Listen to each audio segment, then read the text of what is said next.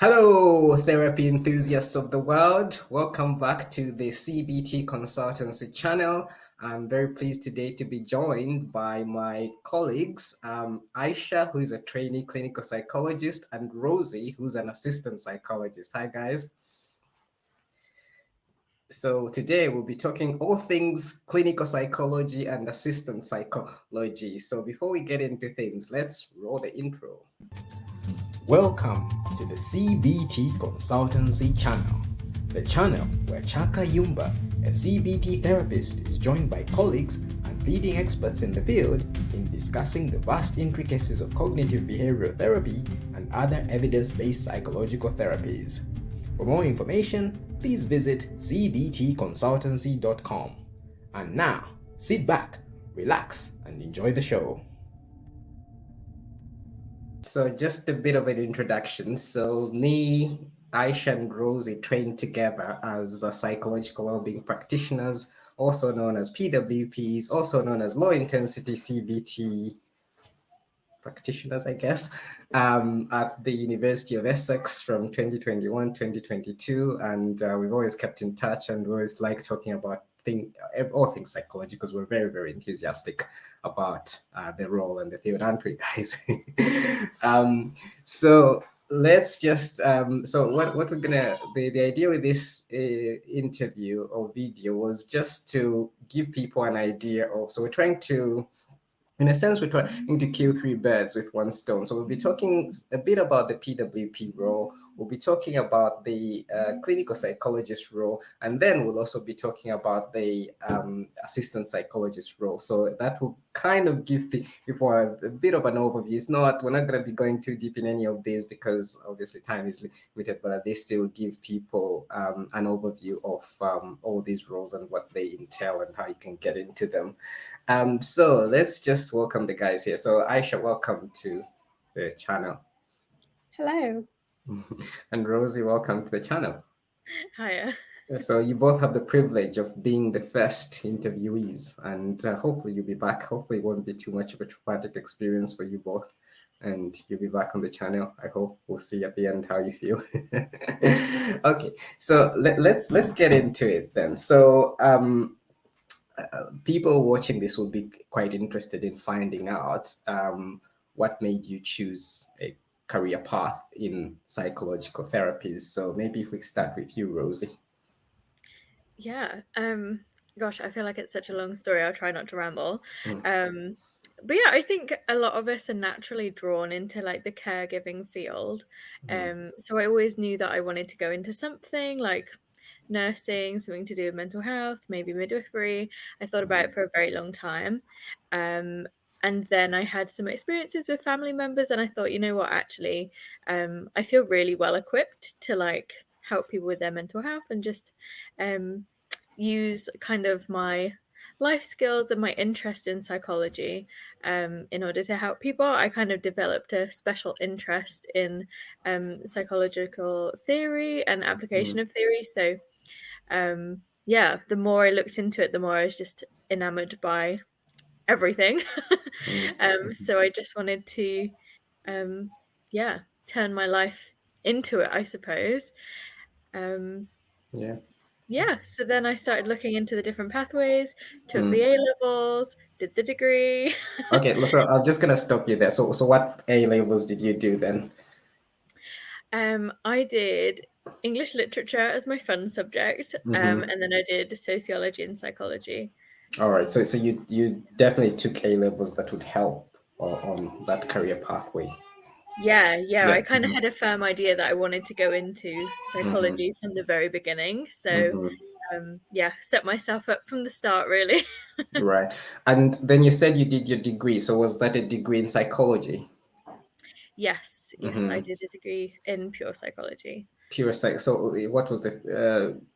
So was it called pure psychology, or what was the title of the degree? Yes, so at my university, there were so many different pathways. Like you could take psychology with so many other options. So I just wanted to take So yours psychology. was purely psychology. And Yeah. Aisha and I were speaking about this the other day. So was your degree accredited? It was, yeah, BPS. And just for the viewers, why is that an important thing to look out for when you're looking for a psychology degree? I think like any awarding bodies, it's so Mm-hmm. important to find, I guess, qualifications that will set you up for your future. And Mm. if you want to go and practice psychology, it's really important that um, you're having these accredited degrees so that you can Mm-hmm. actually practice ethically, so that people Mm-hmm. know that you're kind of bound by, I guess, the guidance of whatever awarding body is looking after you. So really, it's to look after the people that we end up looking after, but also so that you know that you're actually gaining knowledge from a credible source. Because So yeah, so your degree was accredited by the BPS, the British Psychological Society, and so did you have what they call GBC eligibility, which is graduate basis chartership membership or something upon graduation? yes, so as Yeah. soon as I graduated, I was Mm-hmm. able to register with the Mm-hmm. British Psychological Society for Mm-hmm. graduate membership.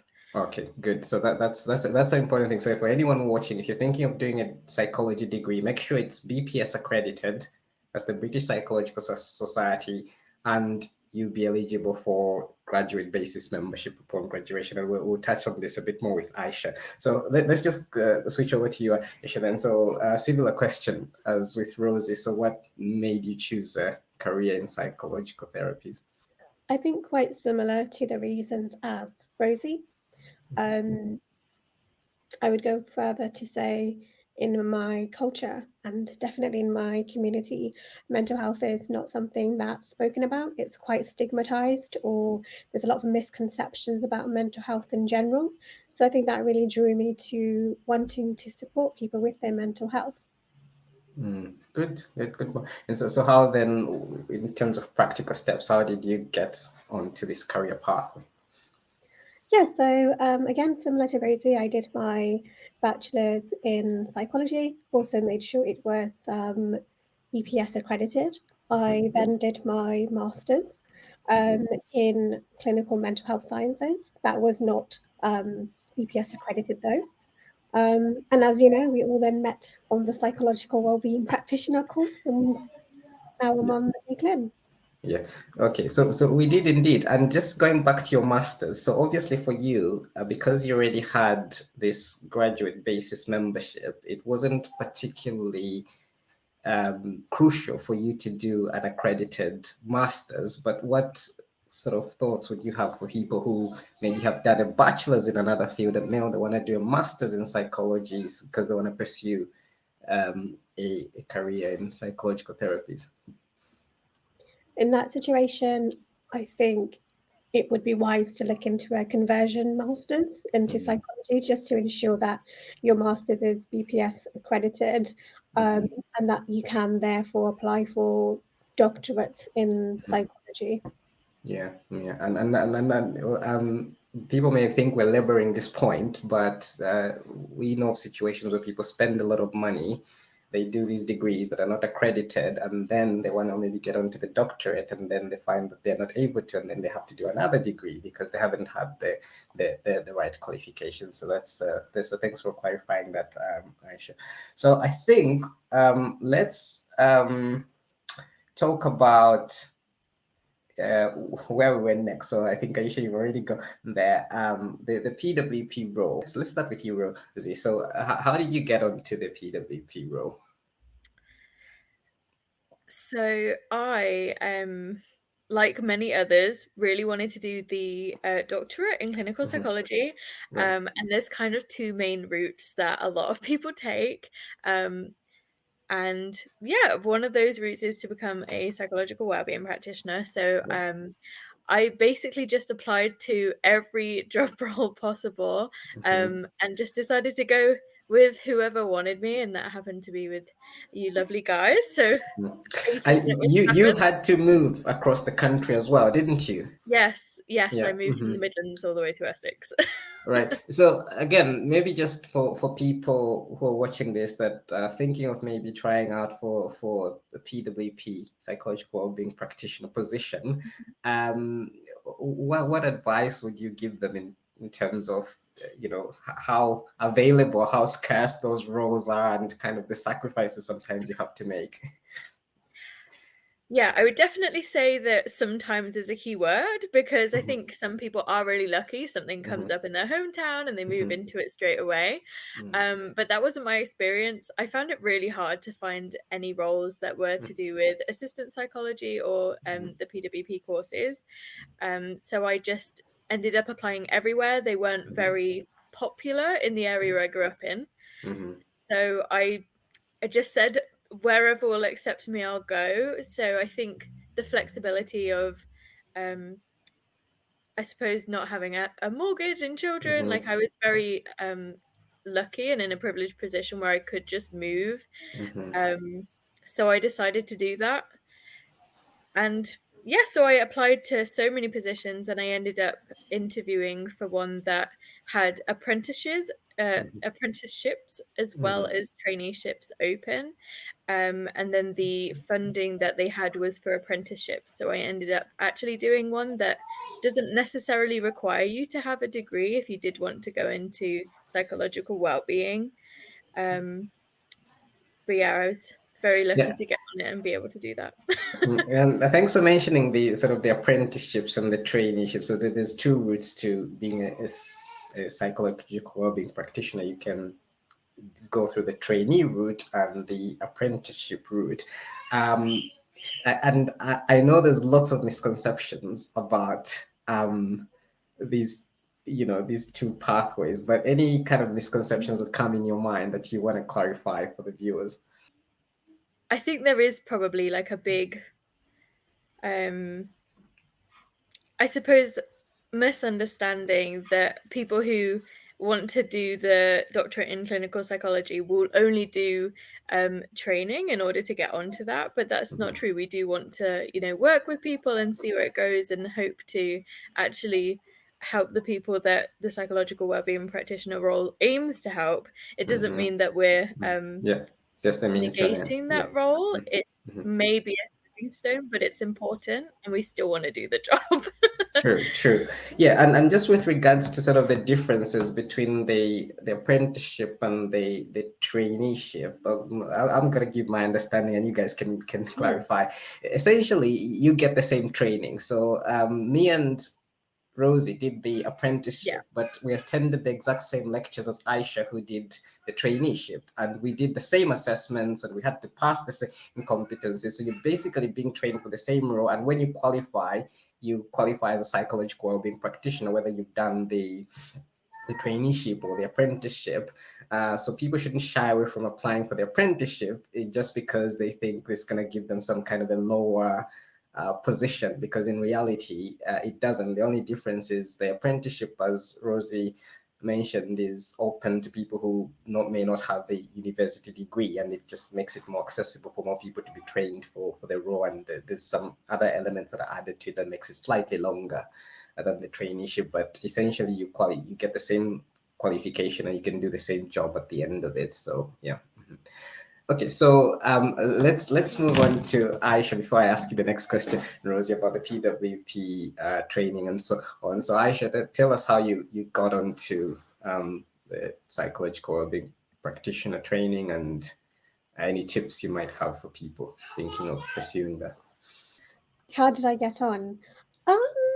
I actually applied for the psychological well-being practitioner role, I believe 2 years in a row. So the first time I applied was at the same time I was applying for my master's, because my plan was, if I got onto the PWP role, I probably would have done that instead of my master's, purely because it's paid. I had 2 interviews. I had 1 interview and was rejected at interview. The second year was the year I was finishing up my master's, and by then I was aware of when the intakes were, and I believe there are 2 intakes per year. So as I had already had my application and I knew it was good enough to land an interview, I pretty much just used the same application. I got 2 interviews that year, and obviously 1 offer. My tips would be to read the IAPT manual. and to also read the job description very carefully.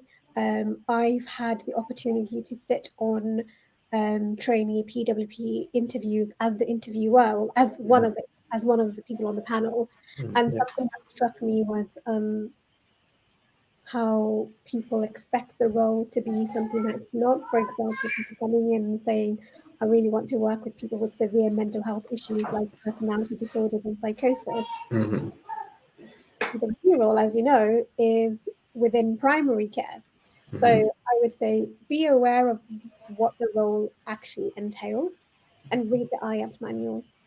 That is really, really good advice. And the app manual is free for download on the internet. So if you just Google app manual, you'll be able to get it, and it has all the information about the role, and most of the questions you'll be asked on the interview would be based on that. So yeah, that's good advice. So let's talk about the training. So what happens then is, for you to become a psychological wellbeing practitioner, you have to undergo training, which lasts about a year. So you get either graduate certificate or a postgraduate certificate in low intensity CBT. So I just wanted to hear you guys' thoughts about the training itself. So starting with you, Rosie, what did you find challenging about the training, and what did you enjoy the most about the training? Gosh. So in terms of challenges, I find that you go in really optimistic, thinking that, I'll be able to juggle this because I'm a really resilient person and I'm ready for this role. But I think I probably underestimated the level of juggling I would have to do, because you're essentially working a full-time role while training, whilst Yeah. writing your assignments, as well as living the life of a normal person, right? Yes. Which comes with all kinds of challenges. Mhm. So I think the challenge there is really making sure that you feel comfortable looking after others as well as looking after yourself, and Mhm. knowing that you will both be doing like a practitioner role as well as being a student, and just being Yeah. open to that and mindful that it can be stressful at times, and sometimes you'll need to prioritize your studies, and that can be a hard thing to do, but it's um, really fulfilling, I think. Like, in terms of the positives, you end up with a career that, I mean, you're basically employable for life, because Mhm. it's a great pathway. It's something that will always be needed. It's very fulfilling, when you come to the end of a journey with a client and you get all the feedback from them, and hopefully they've made progress. Um, Mhm. it's just really like nice to see that, and I think that was the thing that kept me going through the training, was knowing that what I was doing and the hard work I was putting in really was yielding results. Mhm. Yeah, I think my biggest tip of like the best thing that could happen, as well as what would help with a challenge, is just utilizing supervision as much as you possibly can, because I Mhm. found that to be such a blessing, and that was really insightful too, because no matter So where you go, you'll need it. just for people who have no clue about this subject at all, how would you define supervision, and why is it such an important aspect of any psychological therapy role? Yeah, so supervision comes into play in most roles, but especially if it's in the psychological profession. And it's super important because it helps you to kind of reflect with someone on what you're doing, and if that happens to be the right thing or not so um, on par with what you should be doing. It's a place where you can debrief about the way that things might be affecting you, or the things that you might want to bring into sessions. And it's, I suppose, a place to ground yourself in your practice as well as looking after yourself. So you have an element of kind of self-care and making sure that you're being looked after in a workforce and with yourself, as well as making sure that you're doing a good job with your clients or patients. Um, and usually that's very frequent in psychology, because Mhm. you can come across anything. So it's really good to check in with someone. And yeah, it's a really good reflective space, and reflection is such a huge part of psychology. So Mhm. Very well said. So anyone who doesn't like supervision, then psychological therapies is probably not for you, because it is a must, and it's definitely very, very helpful, because sometimes even the most experienced clinicians, they could be doing something with a client, but having supervision just helps you look at it from a different angle, and maybe think about approaching the work you're doing with the client or patient, whatever term you use, from a different perspective. So thanks for bringing that in, Rosie. So what about you, Aisha? Talk us through your experiences on the PWP training, and what you found challenging as well as enjoyable. So what I found challenging, I think, in the beginning was the type of assessments. I think it's for me, it was something that was quite new and different. For example, providing tape recordings of actual sessions and having your supervisor shadow your assessments and your sessions live. That can be quite nerve-wracking. Mm, And we talked about this the other day, didn't we, Cheka, how we did. one of the assignments is there's a paid actor who's basically a patient, and you have to act out an assessment. And I found it very difficult to stick to things like strict time limits, because in real life they feel so arbitrary. You know, in my real life clinical work, if I'm 5 minutes over for an assessment, I'm not going to be fired.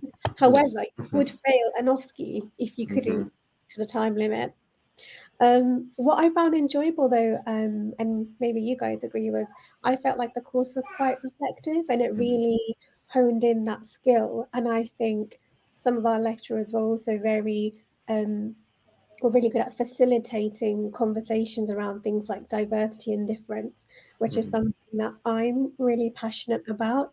And I actually use some of those reflections in preparation for my DClin interview. So it's something that stayed with me for a long time.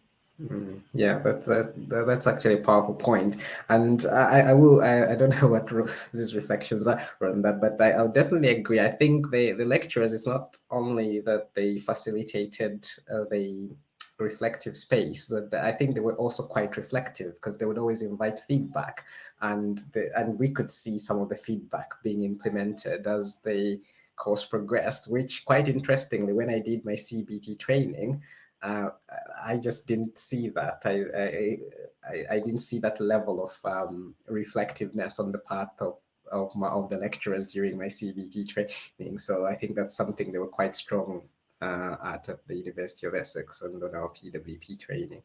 I don't know what your thoughts are on that, Rose. You might be saying, no, not at all. No, I definitely agree.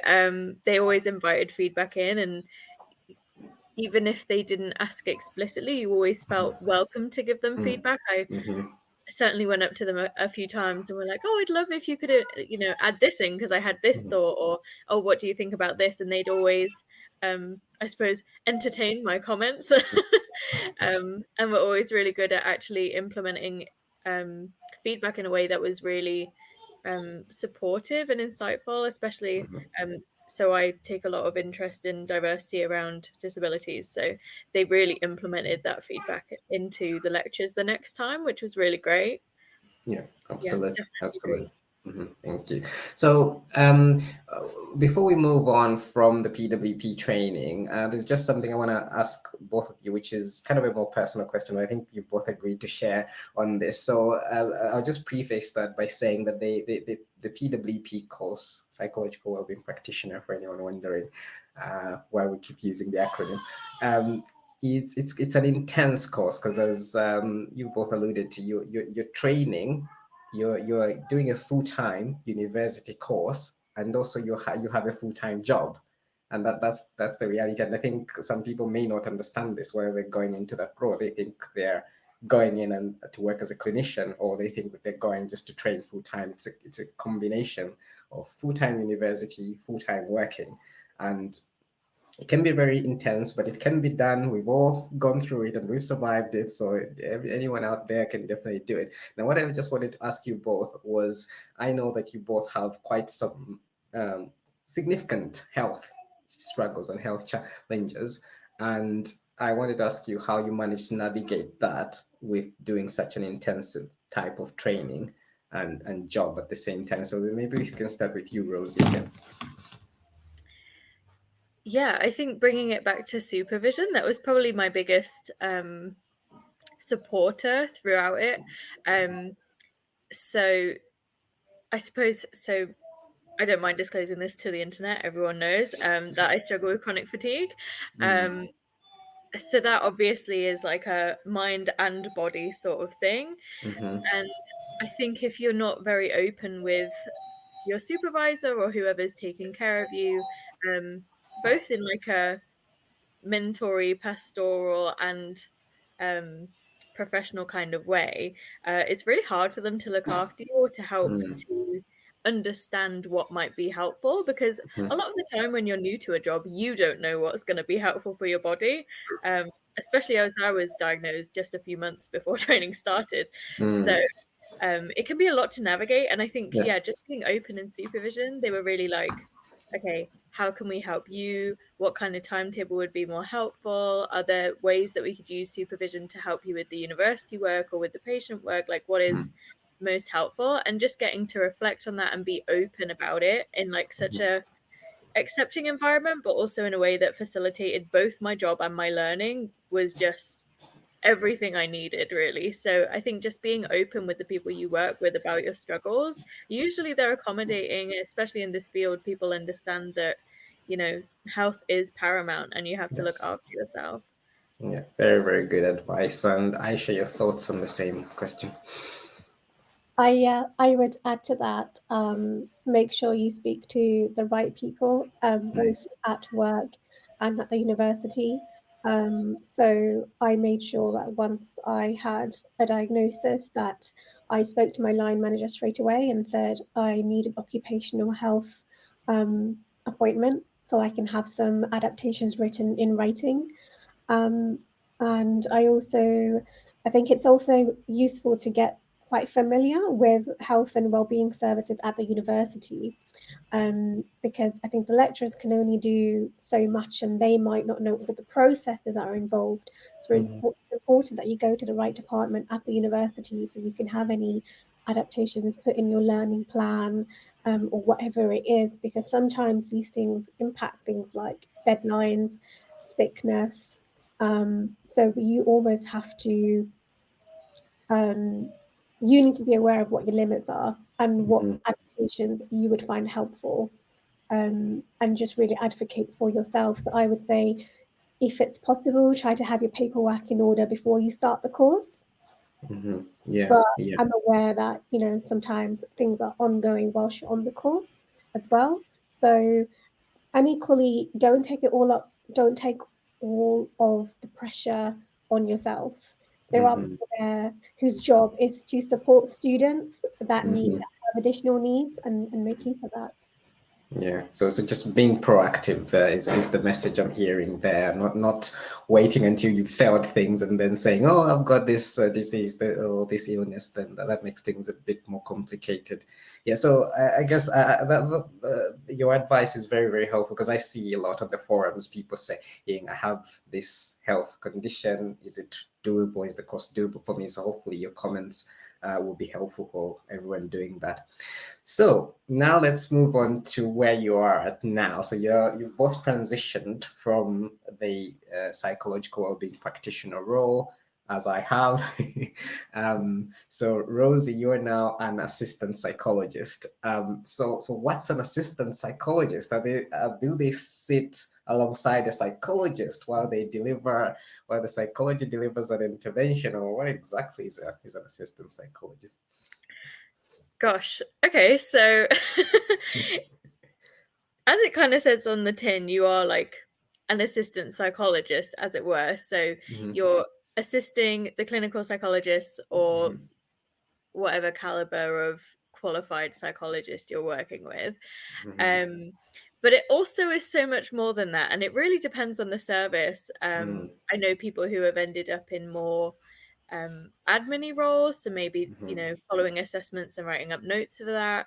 Some people will end up in more therapeutic roles, like I am now. So I have my own caseload of people that I see every week, and I work in a therapeutic capacity for the majority of my role. So what? Just to clarify that. So what type of therapy are you delivering then as an assistant psychologist? So usually as assistant psychologist, you'll fall into kind of the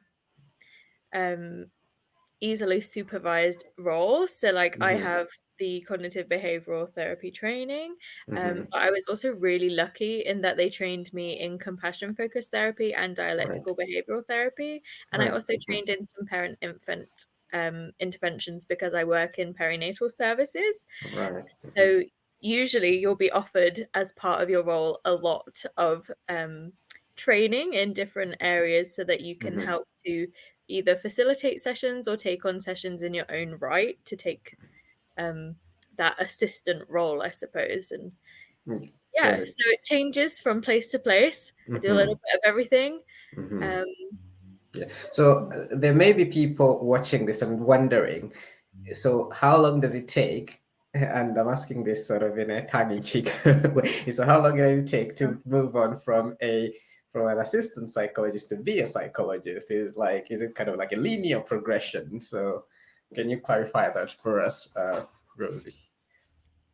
so I think people who are aiming for doctorate level psychology probably have the impression that it's a really easy route and you just do the degree and then you become an AP and then you become a clinical psychologist because you've done all of the applications and things. But actually, it can be a really windy route. People will move throughout services, people might decide to retrain as PWPs or go different pathways. I've personally worked 2 AP roles So, and I'm but there's no automatic promotion from but no, assistant psychologist to psychologist. there Like, is not. yeah. Unfortunately, you are constantly expanding your skills and then applying year after year and hoping that you're ready for it. So you have to actually apply separately to Yes. to train as a clinical psychologist. So it's not like, oh, I'm an AP, so maybe in 2 years' time they'll make me a psychologist. Doesn't work like that, does it? Because No, you no. can be an AP for the rest of your career and they'll still not make you a psychologist if you don't go and do the training. Yeah, it's quite proactive. I'd say within the AP role, you constantly have to search for opportunities and ask for opportunities. They might hand them to you, but at the end of the day, it's about you finding the learning that will help promote yourself and gain that knowledge. And then you would go on when you're feeling ready, hopefully, to actually apply for the doctorate, which is a very proactive and involved process. It is indeed. So I know the AP role is also quite competitive. I think it's actually very competitive. Maybe quite is not the right word. It's probably more competitive from what I've heard than the psychological wellbeing practitioner role. So any kind of tips you'd have for people who want to get onto that role? What might help them stand out? In terms of standing out, I would say the more you can hone in your reflection, and this goes for all applications across the psychology field, I feel the more you can hone in your reflection and be authentic in yourself, the more they will think that or they will see that you're ready for something because ultimately a huge part of your role is reflecting and learning from that reflection. And I think probably so I often supervise people with their assistant psychology applications, and I've often seen people just listing job descriptions like, Yeah. I can do this, I can do this, I can do this. But they don't want that. They really want you to show them who you are and the way that you exercise those skills. So definitely bring yourself to your application and to your interview, be authentic, and just reflect as much as you possibly can. Yeah. So you people watching this channel, whenever we bring in specialists in the field, professionals, you will get tired of that word reflect, but it is really a massive part of the psychological therapy roles. So you mentioned that you supervise people with the application. So where can they go if they wanna? If someone was watching this and they want to reach out to Rosie and they need some Oh, supervision to with the me. application, yeah, how would they? So I'm mainly on Twitter. So I'm Rosie Jenna Psych on Twitter. Right. I also periodically will post in like the DClin applications Facebook groups or assistant psychology help Facebook groups, saying that I'm open to reviewing some applications, because it can be a really hard process when you're going through it the first time. Absolutely, yeah. So can we put your Twitter handle in the description for this video? Yeah, sure. Okay, good. So you can look out for that in the description of the video. So let's get back to you, Aisha. So Rosie has touched on the application for the clinical psychologist role. So you've gone through the whole process. So you've done the application, you've interviewed, and now you're a trainee clinical psychologist. So maybe let's start from the application stage. So talk us through how that process went for you and any kind of advice, suggestions you'd have for people that are thinking of applying for a clinical psychologist position, or trainee to be precise. You always start off as a trainee. You don't just go in as a clinical psychologist, the finished product. Yeah. So big question. And I think Rosie and I were speaking about this the other day, actually, weren't we? Yeah. And we were saying how actually applying for doing the application, there's a lot of work that needs to happen before. So clearing house is where we apply, and all of the universities that provide the doctorate in clinical psychology will list their course there along with the entry requirements, and you choose 4 institutions that you want to apply to. So just while we're on that point, so my understanding is you have to apply through a clearinghouse. You can't just go to a university. I like this university and apply directly to the university. You have to apply through clearinghouse and you have to pay a fee, correct? Yes, exactly. And maybe Rosie can jump in as well if she knows more about this. But I think there are 2 universities in the UK that have a direct process, but I think you had to have done an undergraduate degree with them, and there's like a specific pathway they go through. But all other courses apply on clearinghouse. And so you pay this non-refundable fee to clearinghouse. And how many options are you given in terms of the universities you can apply to? 4 options. 4 options, okay. So you did that process. So then, okay, talk us through what you found you think might be useful for viewers to know about the whole application process. I would say really scrutinize the entry requirements. Some universities specify that you must have a first-class degree in your undergraduate. If you don't, then you must have a distinction in your master's. Some degrees say a 2-1 is okay. And sometimes they specify a minimum number of clinical experience that you need. And again, I think this is where it's important that you get in touch with individual universities, because some universities can be quite specific about what they class as clinical experience. For example, they may not accept experience such as a support worker being counted as clinical experience. So it's really important that you're not wasting your choices, that you're being strategic with your choices and setting yourself up to be more likely to get an interview. So did you copy and paste any of your applications, or did you have to adapt each of your applications for each of your choices? It's one application for all 4 universities. Right. Which is actually another point. Actually, is people tend to apply to universities with similar ethos and values, because that way you're hoping that your one application is adaptable or is going to be liked by all 4 institutions that you're applying to.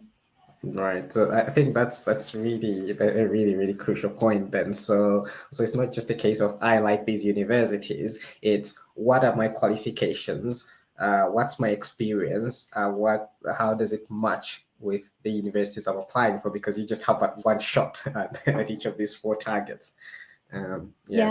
Yeah. And some universities have things like selection tests. So if you're somebody where you feel like I have a really busy life, I'm a parent or I have other responsibilities, I have a really full-on job, think about if you really want to apply to universities with selection tests, because most likely you'll have to revise for them, you'll have to practice for them. Yeah, thanks so much for clarifying that. So in terms of just kind of recapping these things, so you had your undergrad, which was a BPS accredited psychology degree, which gave you graduate basis membership. I hope I'm not butchering this completely. You had a master's in health, was it health psychology or clinical? No, clinical mental health sciences. Clinical mental health sciences, and then you had your PWP training, which gave you direct clinical experience, sort of in a therapeutic environment. Anything else you had to think about before you sat down to do the application? Yeah, so I mean, I had other work experiences as well. I hear about people applying a lot. They apply. They've applied maybe for a few years in the running, but sometimes when you scrutinize the application, you find out that actually they're missing out a certain important prerequisite. So, for example, they might not have any clinical experience, and the university they're applying to requires clinical experience or anything like that. Well, Rosie, you can jump in as well if there's anything you can think of. Yeah. Again, I think this is where it can be useful to do things like going to talks or workshops ran by the universities themselves when they talk through their screening process and how they score applications. For example, there was one university that I hadn't known until I went to one of the talks, that in terms of research experience, what they really meant was they wanted people that had a job as a research assistant, not just that you had done a dissertation at your undergraduate degree or during your master's. So things like that as well. If you can network, if you can go to these workshops and these talks, that's again, you can start to filter down universities are worth applying to. Yeah, a really, really good advice. So now let's just think about the interview. So I have a policy on my website and on my channel that we don't give interview questions and answers, anything like that, but we talk about the principles around that. So what kind of with the interview process, what did you find helpful for yourself in terms of preparing for the interview, and any tips you might have for viewers? I think we touched on this before, but some of the things that I thought about was things to do with my, your work history or your clinical work, reflections and things like that. It's really just going back on what you've already done, because most of those things you already know. So for me was going back on what I had learned through the PWP course, what I'd learned through my work experiences, from my master's and before. I'd also say really think about what your values are and what your personal values are, and also what your values are as in terms of your professional identity. Sometimes that can intersect quite a bit, and that's okay because we're in a caring profession and we really want to help people.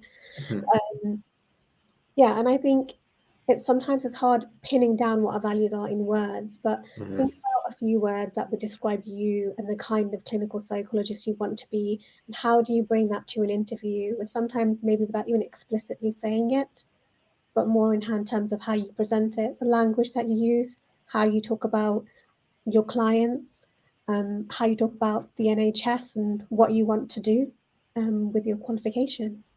Absolutely, yeah. And we were also speaking about this the other day. It's similar to what we've said anyway, but just we need to hammer this point home because sometimes people miss out because they don't really get an understanding of this. So when you're applying for the trainee clinical psychologist, you are applying for a job in the National Health Service, and you're also applying for a position at a university. So when you go for the interview, you have to have that understanding that I'm applying for a job as also and applying to be a student. So there will be a job description, if my understanding is correct, right? A job description, a person specification, and maybe some university requirements. I don't know if there's anything you want to add to that, Aisha. Yeah, you really hit the nail on the head there, Chaka. It's we can become really sorry, I'm blanking again. Yeah, I think sometimes through the process of, because of how competitive the DClinPsy is, sometimes people almost feel like their identity is attached to this course and this job. But I think it's important to remind yourself that it is a job at the end of the day, and that's why there's a job specification. So when you're doing your application and when you're preparing for interviews, look back on that job specification, reflect on what skills do you have that already match that, and also where are the gaps. And that's not to say that the gaps are your weaknesses, but maybe framing that in a way of, well, these are my gaps, and this is what I'm hoping that training will support me with. And you also have to remind yourself that it is a training position. If you go into writing the application or the interview thinking, I'm already a clinical psychologist, I'm already qualified, I don't need anybody to come and teach me how to do therapy or research or service development, that's really going to come across. So yeah, I think it's again like taking that step back and coming at it with a bit more humility, maybe. Humility is the word. Humility is the word indeed. So Rosie, we know you're also on that pathway of getting onto the training as a clinical psychologist. So I wonder if you can just tell us what your experience has been so far, and any advice you could give to anyone who's thinking about pursuing this role that Aisha is in as a trainee clinical psychologist. Yeah, I guess my experiences kind of tie into my advice. So I've been applying for a few years now, and it can be a process. That's not to say that everyone will apply for years and years. Some people get in first time, maybe in the first three, who knows? But that is to say that I think that what I said is so important is that you almost can't tie your entire identity to it, because at the end of the day, you've still got a life to lead, you've still got probably a caring profession and people around you and a whole identity outside of the training. So I guess my advice would be that to just consider that whatever part you're at is still important, and that you Yes. can still enjoy it without being like, I need to be on training right now. It is Yes. still an important step. You'll get there when you're ready, and it can still be really enjoyable. I love the job that I'm doing. I'd be more than happy to do it for years if I'm not lucky. And I think that is kind of the key to my well-being. Otherwise, I think I would be bogged down and thinking, oh, I need to be a trainee right now. But the truth is that I really enjoy my role. And that's really integral to my survival almost throughout the process. So yeah, I guess my experience is that I haven't been so lucky, but I've had a lot of really good support. Connecting with online communities of hopefuls and of people who are training has been so helpful. Just to kind of temper my nerves and have some support, um, keep the morale up. But yeah, just I think detaching yourself from the identity of I need to be a trainee is the most helpful thing I could have done for myself, and I definitely encourage it. Really, really good advice. And we were chatting about this with Aisha the other day as well. That sometimes, as you said, you can be doing things that can eventually get you there, rather than just going, "I'm not getting in. I'm so frustrated." You could think like, with I think Aisha doesn't mind me saying this, but she said when she applied for the psychological wellbeing practitioner role and she didn't get in, she then went and did a master's. So you can be doing things to enhance your qualifications and your experience, and it's all good, valuable experience at the end of the day, rather than just being so fixated on this Yeah. one thing. Yeah. Good, good. You wanted to add something, Rosie? I was just thinking, I think the end goal for a lot of clinical psychologists is to be in the psychology field and to support people, right? But actually, all the steps we take to get there are still doing that. So even if it's not just valuable experience to get you on the course, it's a valuable life experience of fulfilling the values you want in a career anyway. So yeah, that's all I wanted to add. Absolutely, absolutely. Okay, so we're just gonna go back to the because among the three of us, only Aisha has the lived experience of being a trainee clinical psychologist. So I'm just wondering whether Aisha, you can just give us an idea of what a week looks like for a trainee clinical psychologist. Sure. The course is incredibly intense. I think So thank you for setting aside the time to come on the channel, despite obviously having a very, very busy schedule. No, that's okay. And I think that's one of the things is learning how to balance things. Um, yeah, you really have to, you really have to learn how to balance things. And tied to everything that we've been saying, if all your identity is fixed in, what you do for your job, you're not going to leave a lot of energy. You're not going to feel replenished Mm-hmm. in terms of what you're doing in your personal life. Yeah. So yeah, in terms of typical week of a trainee clinical psychologist, each course is slightly different. And in my course, we have 2 days a week where we are in lectures, pretty much from 10 to 5 or 10 to 4. And between 9 and 10, I usually have my meetings. So things like for my research, major research project supervision, my quality improvement project supervision, or my CBT level 1 supervision. So lots of meetings all the time. And then from Wednesday through to Friday, I am on placement pretty much. Mm-hmm. Right. So very, very intense. So you clearly have to be very, very organized, and I think that's the case with any funded training. You'd have to be very organized. So I just wanted to just throw this in there because I'm a CBT therapist. So sometimes I just feel like I'm being stabbed in my chest when people say I hate CBT. So I'm not gonna do the CBT training. I'm gonna do the DClin instead. So I don't know what you'd say to that, Aisha.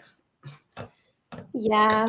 Um, I think what I would say to that is if you're choosing between becoming a CBT therapist and becoming a trainee clinical psychologist, really think hard about actually what are the differences and why do you want to do the DClin training. If it's purely just for the title, or the perception of there having some prestige, and actually think about that quite deeply, because a lot of the teaching on UK DClinPsy courses are quite CBT heavy because we have to go on what's the evidence base, and currently in the UK, most of their evidence base is in CBT, and we work for the NHS, so you also have to put that into context, and the NHS offers a lot of CBT compared to other modalities. So if you're going in saying, I hate CBT, there's going to be quite a few lectures that you don't feel engaged in. But I also find that people that say, I don't like CBT, say that they really like third wave therapies, which are derived from CBT. Absolutely. Yeah. I Yeah. think a lot of CBT therapists go on to sort of incorporate compassion focused therapy, acceptance and commitment therapy, mindfulness based CBT, and all those things. So, yeah. Yeah, exactly. But that's not to say that on the DClin we don't learn other modalities. I think I'm quite lucky in that on my course we also do quite a bit of teaching on systemic and also cognitive analytic therapy. And the reason that I chose my course in particular was because we have an opportunity to do a secondary accreditation in either Right. CBT, CAT, or systemic. So I think it's nice that trainee clinical psychologists, we have that variety to touch into different modalities. And I guess what drew me to, doing the DClinPsy as opposed to the CBT course was also I really enjoy research and I really enjoy working indirectly. So working with, in multidisciplinary teams, Yeah. uh, working with sort of like service development, and those interprofessional links and things like that. Yeah, really, really good points. Thank you for bringing those out. So I think we've pretty much covered all the bases here. So just, I think there's a final question, and I'm going to come back to you, Rosie, as well with this question. But as a trainee clinical psychologist, once you graduate, Aisha, you're going to be a clinical psychologist. You're going to be a doctor in clinical psychology. Have you given any thought in terms of how you're going to use this, so let's call it position, because it is a high position to be a doctor in something, in any field, you're an expert effectively. So any thoughts on how you can use that maybe to kind of challenge the status quo at the moment, either in academia or in the profession? I don't know if Rosie, you have any thoughts about that. So once you eventually, because even as an assistant psychologist, you're still in this position where you are looking at things that are being researched and papers and those sorts of things. I don't know if you've had any thoughts about, things that you'd really want to challenge, and more so when you have the credentials. Yeah, I think one of the harder tasks of being an assistant psychologist is you often do audits. Yeah. And at the moment, so I work in maternal mental health, so there's a lot of different areas, but across all of those areas, our findings are always that people of ethnic minorities or disabled people, anyone who's not seen as like your, I don't know, average white cis able-bodied person, isn't really accessing the service as much as you'd hope that they would. And I know that that is a finding across all services. Yeah. I just happen to have a special interest in maternity. But it is like one of the most vulnerable parts of someone's life, combined with all the mental health aspects. And I think that's something that clinical psychology in particular sets you up to have the, I guess, perception needed to influence things for, is that you can go in and think about policy making and speaking on panels and going out there and sharing your experience as a professional. And what I'd really like to see is, making movement in terms of like policies that can affect mental health that we don't even think about, like the length of maternity care and how much Yes. childcare people get. Like there are Yes. so many aspects of life that touch mental health without people considering it.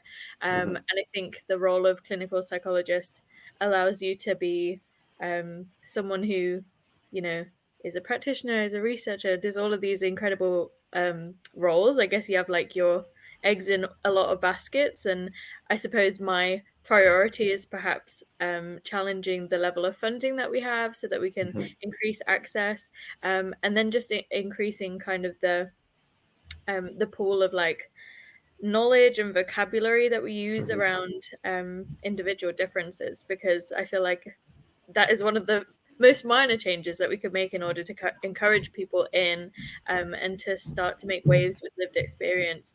Yeah, I think just bringing all of your little pockets of knowledge together and hoping that you can influence someone to access when perhaps they wouldn't be able to before is what I'm really aiming to do. Brilliant, thank you. And any thoughts on that, Aisha? Yeah, I'm also quite interested in where, things like social policy intersects with mental health and clinical psychology. I'm not sure if clinical psychology is in the place right now to be making those big waves, but I'm hoping that by the time we qualify and we're in the field, that we can be part of making those changes. I think I would also really like to see more public and patient or service user involvement with things like social policy and mental health as well. Yeah. But I think at the moment where I am in my training currently, I think I'm really just more focusing on honing in my clinical skills. I'd really like to maybe finish whatever secondary accreditation it is that I've started, so that I can, better serve the populations that I'm working with. Yeah, good point. Thank you.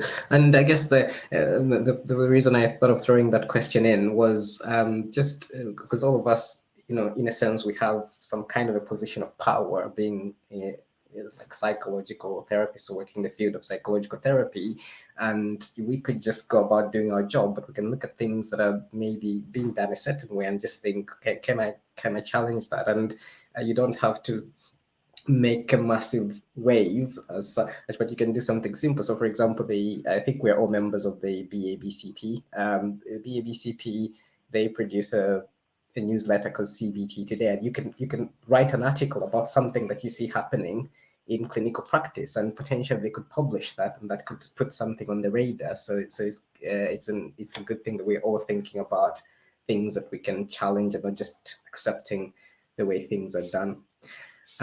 So any final words on anything we've discussed, starting with you, Rosie? No, I think I just want to echo like the main principles we talked about, I guess, are like reflection and just looking in on yourself and seeing if you feel like this is a right fit, and also maybe echoing a little bit of this isn't the only path, and whatever path you take, it will be fulfilling. But apart from that, thanks for having me. Very well said, Rosie. And Aisha, any final words from yourself? Yeah, echoing that, I would say it's clinical psychology. It's such an amazing profession, and I think we're in such a privileged position to be meeting people at such a difficult time in their life. Think about the kind of clinician that you want to be. You want to be that person that somebody comes to you at this feeling despair and they leave feeling like actually there are people out there that want to support people like me. A lot of us are going to have lived experiences as well, so think about how you take care of yourself when you meet someone that's maybe in a position that you were once in. And again, I think that comes back to who are you outside of work, who are you and what do you like doing and what replenishes you. And good luck to everybody that's applying. Fantastic. Very well said. Guys, thank you so much for being on the show and being the first guest and taking a punt on me. I really appreciate that. And hopefully we'll be seeing you back on the show. There's so much to talk about in the field of psychology. So definitely love to have you both back. So thank you, viewers, for watching this show. Don't forget to like this video and subscribe to this channel. That just means that this information can go out to more people. And we're gonna say bye for now. And remember, a healthy mind is a wealthy mind. See you next time. You've been watching the CBT Consultancy channel. For more information, please visit cbtconsultancy.com. Don't forget to like this video and subscribe to this channel for more such content. Until next time, from me, Chaka Yumba, and my panel, it's goodbye.